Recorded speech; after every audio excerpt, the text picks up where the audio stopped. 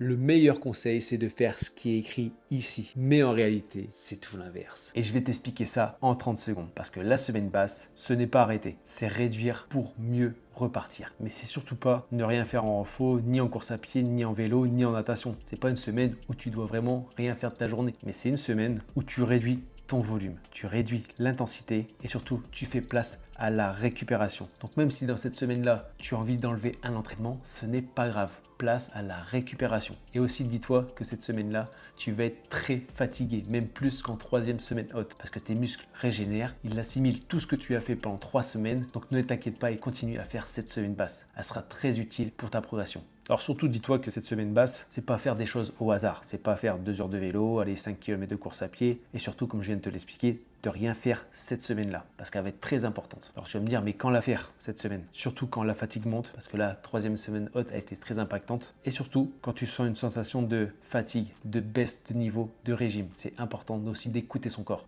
Et où la placer cette semaine-là? Alors soit tu fais comme je fais avec mes sportifs pendant leurs vacances, ou bien sûr après la troisième semaine haute. Parce qu'en fin de compte, si tu fais pas ça, tu vas droit à la blessure et surtout à la stagnation sur les mois et les années à venir. Donc c'est pour ça que je t'ai préparé un guide à ce sujet. Retiens une chose, adapter ton plan à ta vie, c'est la clé pour réussir sur le long terme. Donc tu as juste à commenter basse dans les commentaires et tu reçois le guide directement dans tes DM.